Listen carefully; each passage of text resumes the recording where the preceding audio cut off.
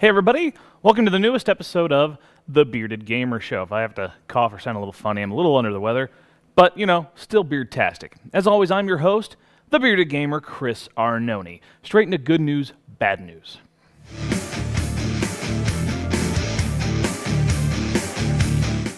All right, so we'll start off with a piece of good news, well, at least for Nintendo.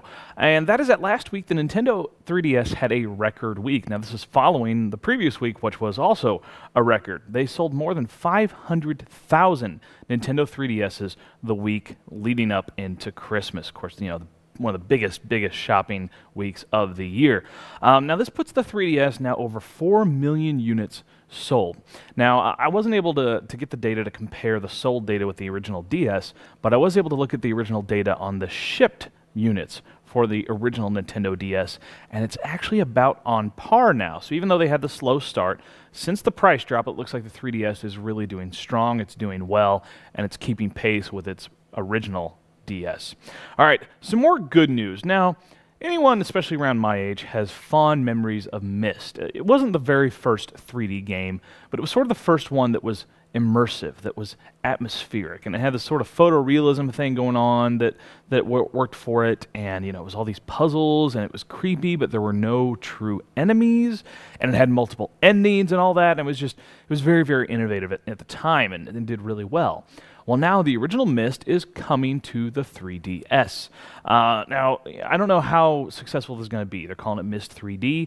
I mean, the original Myst came out for the DS, and it was just abysmal in terms of sales. But apparently that's not discouraging Maximum Family Games, who currently owns the publishing rights for Myst.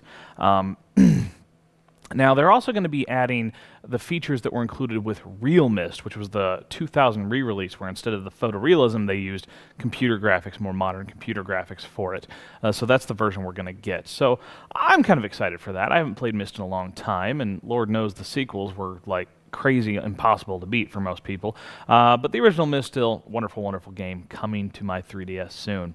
All right, some bad news. So it seems that censorship is striking again. Starting January 1st, you will no longer be able to buy guns for your Xbox Live avatars.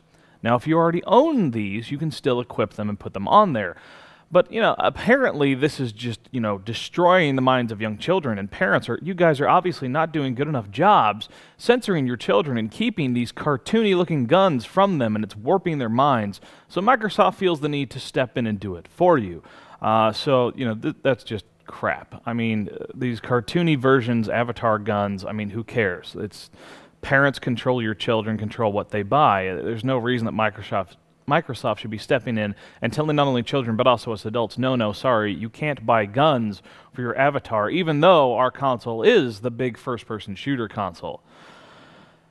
Anyway, little piece of good news to end this one, and that is the Nintendo the Wii U's launch window has narrowed just a little. When they originally talked about it, they said it would show up sometime between April and the end of 2012. Well, now they've come out and said, this is from it's Inside Games magazine, the Japanese site, that has said it's now going to be between June and the end of 2012 that we'll see the Nintendo Wii U. So it's just a little narrowing, but at least, we're getting a little clearer picture. Now, the Wii U is going to be on display, being demoed at CES 2012, and pretty much all but certain they're going to announce the official launch date at E3 2012, which of course is in June. So now personally, if I was going to put money on it, I would say sometime toward holiday season, maybe a little earlier, maybe September or so. That would be my guess if I was going to put money down for it. But we'll just have to wait and see. But definitely, if you were hoping for it in April, that's not going to happen. June or later. So that's what we're looking at. All right, guys, time for the pull list.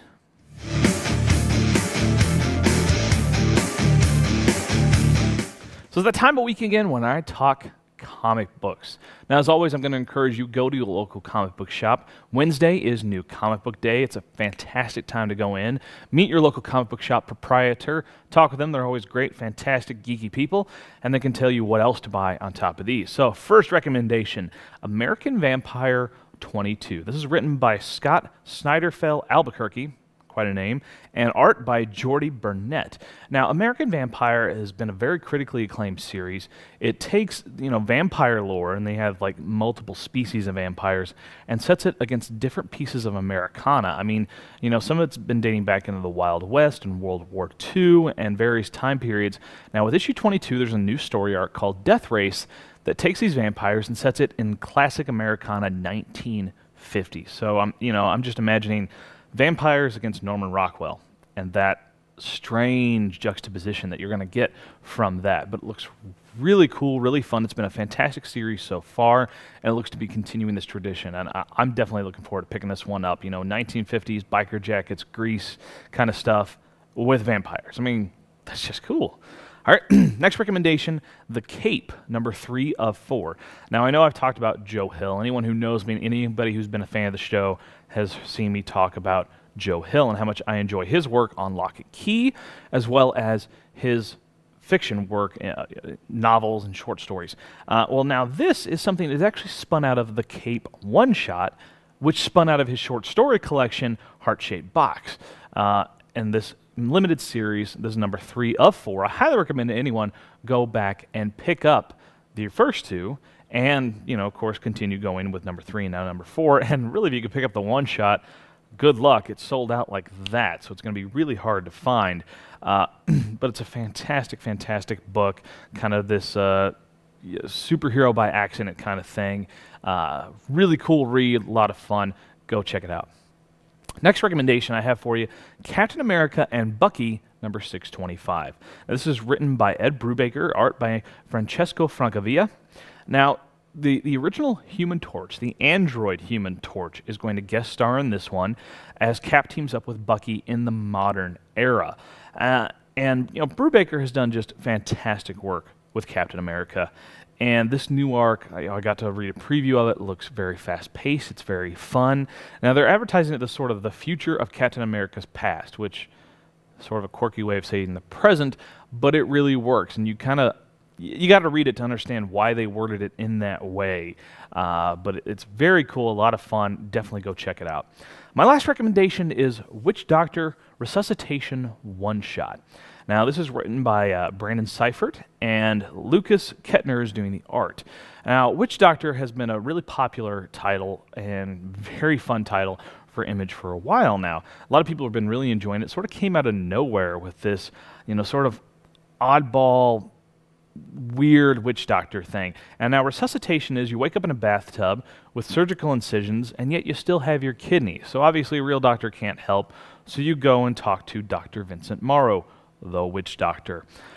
So it's an offbeat, fun series. It's been really cool, and this is just a one-shot, so it's a standalone issue. So it's a perfect time, once again, to jump in. If you've never read Witch Doctor before, go and buy this issue, check it out, read it. If you enjoy it, start picking up the regular series.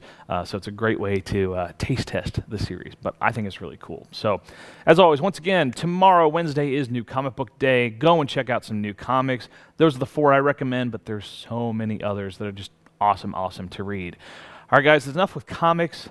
Software Soundoff.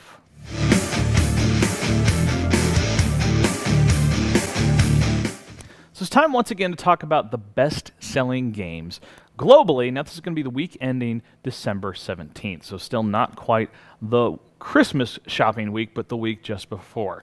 So a lot of big sellers. Now, once again, this is global, so if you're like, wait, that couldn't have sold well in my region, well, got to consider Japan, Europe, North America, everywhere. All right, number 1, Just Dance 3 for the Wii. Always super, super strong, the Just Dance series on the Wii. Sold 1,122,000 units in just that 1 week alone. Just tremendous, tremendous numbers. Number 2, Mario Kart 7 for the Nintendo 3DS. 858,000 units sold. And number 3, Super Mario 3D Land. So once again, this is all just supporting how well the Nintendo 3DS has done the last couple weeks. 847,000 units sold. Number 4, Connected Ventures moved another 773,000 units. Now, once again, Connected Ventures ships with the Kinect, so that also tells you how many Kinects were moved that particular week. So the Kinect has been doing really, really well this holiday season. I think a lot of people just unwrapped a whole bunch over the last weekend. Number 5, because, obviously it's got to be on the list, right? Call of Duty Modern Warfare 3, 360 version, sold another 730,000 units. Number 6, Call of Duty Modern Warfare 3 again, for the PlayStation 3 this time, sold another 675,000 units. Now the total Modern Warfare 3 across PS3, 360, and the PC is now 19,855,000 units sold. Numbers all according to VG charts. Number 7, Sonic and Mario at the London Olympic 2012 Games sold another 639,000 units. As for the Wii, of course. Number 8, The Elder Scrolls V Skyrim, the 360 version, sold another 561,000 units. Number 9, the only newcomer to this list, just came out in Japan, Final Fantasy XIII Part 2, sold 539,000 units in its first week, so nice movement there. And number 10, because it just doesn't go away, Mario Kart Wii. I can't believe people still haven't bought this game, but apparently another 487,000 people didn't own it and now do. All right, guys, enough with the software sound off. Let's going to finish up with some nerd TV.